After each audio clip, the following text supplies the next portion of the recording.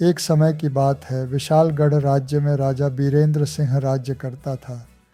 राजा का एक पुत्र था जिसका नाम राजकुमार गौतम था।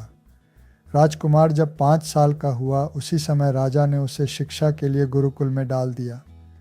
उसी गुरुकुल में उस नगर का नामी सेठ धनीराम का बेटा विशाल भी शिक्षा ग्रहण कर रहा था। दोनों साथ साथ शिक्षा ग्रहण करने लगे। कालांतर में राजकुमार गौतम और सेठ के पुत्र विशाल में गहरी दोस्ती हो गई। दोनों शिक्षा ग्रहण करते हुए काफ़ी बड़े हो गए। दोनों की दोस्ती इस कदर बढ़ गई थी कि दोनों एक दूजे के बिना कोई काम ही नहीं करते थे।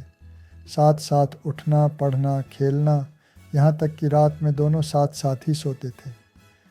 जब शिक्षा पूर्ण हो गई और अपने महल वापस जाने का समय आया तो राजकुमार गौतम विशाल को भी अपने साथ राजमहल में ले आया। राजमहल में दोनों दोस्त साथ साथ ही रहने लगे। कुछ समय बीत जाने के बाद राजा बीरेंद्र सिंह ने नगर सेठ को बुलाया और बोला, धनीराम जी, अब हमारे लड़के विवाह योग्य हो गए हैं, अतः उन दोनों की शादी करवा देनी चाहिए। जी महाराज, आप उचित कह रहे हैं, परंतु वो दोनों एक दूसरे से अलग नहीं रह सकते। फिर शादी कहाँ और कैसे होगी? मैं पता करवाता हूँ।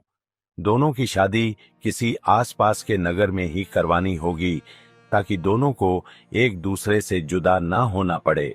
ऐसा विचार कर राजा ने एक दूत को किसी ऐसे नगर का पता लगाने को कहा जहाँ राजकुमार की शादी किसी राजा के राजकुमारी से तथा सेठ के लड़के की किसी बड़े सेठ की बेटी से हो और दोनों नगर आसपास हो। कुछ समय पश्चात ऐसे नगर का पता लगाकर दोनों दोस्त की शादी हो जाती है, परंतु उस नगर का एक नियम था। शादी के बाद लड़की लड़के के साथ ससुराल 6 महीने के बाद जाती है। अतः शादी करके दोनों दोस्त वापस अपने राज्य आ गए। 2 महीने पश्चात दोनों दोस्त अपनी पत्नियों से मिलने के लिए बेचैन हो गए तथा आपस में विचार विमर्श करने लगे। दोस्त विशाल, चलो ससुराल चलते हैं। किंतु रीति रिवाज हमें वहां जाने से मना करती है। हम बिना किसी को बताए छुप कर वहां चलते हैं। ठीक है, जैसी तुम्हारी इच्छा।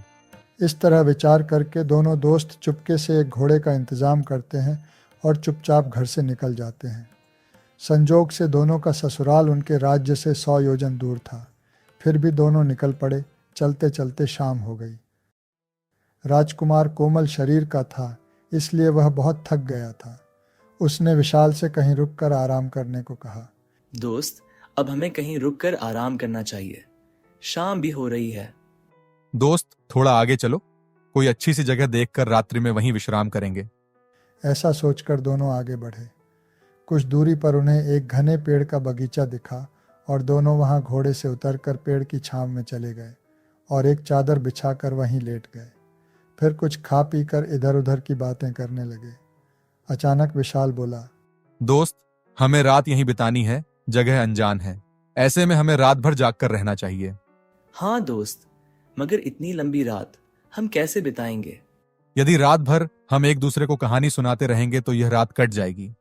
दोस्त, तुम ही सुनाओ, मुझे कोई कहानी वहानी नहीं आती है। यहाँ राजकुमार झूठ बोल गया था क्योंकि थकान की वजह से उसे नींद आ रही थी। तुम कहानी सुनाओ, मैं सुनते हुए जगा रहूंगा।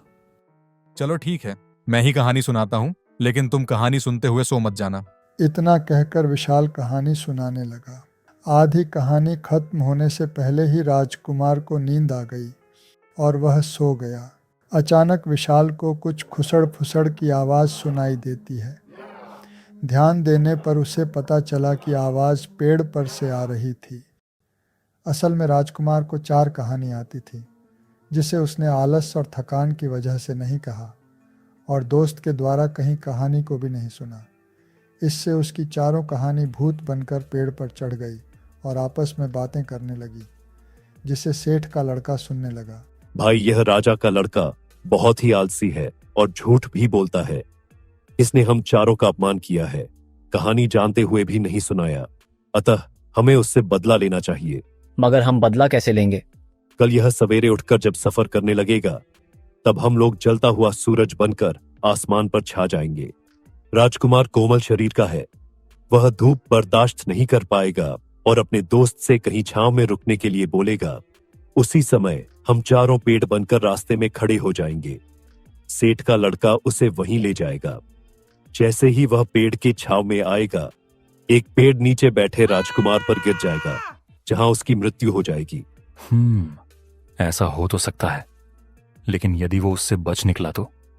यदि वहां से बच जाएगा तो वह आगे जाकर फिर कहीं रुकने की कोशिश करेगा। तब आगे एक सराय मिलेगा, जहां वह अवश्य रुकेगा।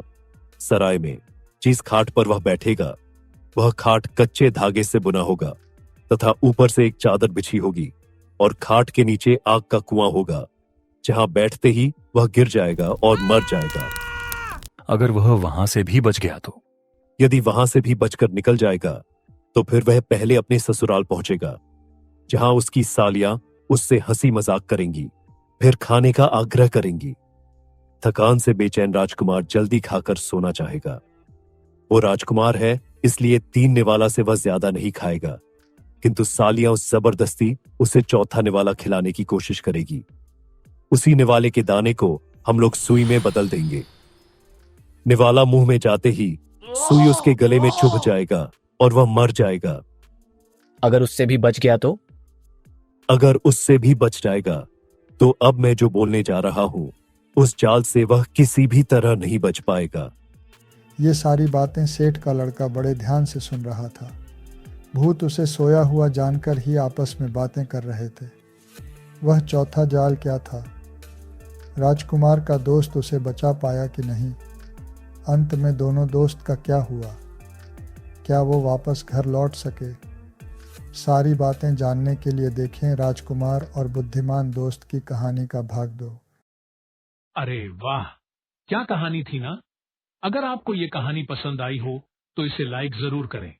अपने दोस्तों और परिवार के साथ शेयर करना मत भूलना, ताकि वे भी इस मजेदार कहानी का आनंद ले सकें। और हाँ, कहानियों की लहर चैनल को सब्सक्राइब करना मत भूलिए, ताकि आपको हमारी हर नई कहानी का अपडेट सबसे पहले मिले। तो जल्दी से लाइक, शेयर और सब्सक्राइब करें कहानियों की लहर के साथ।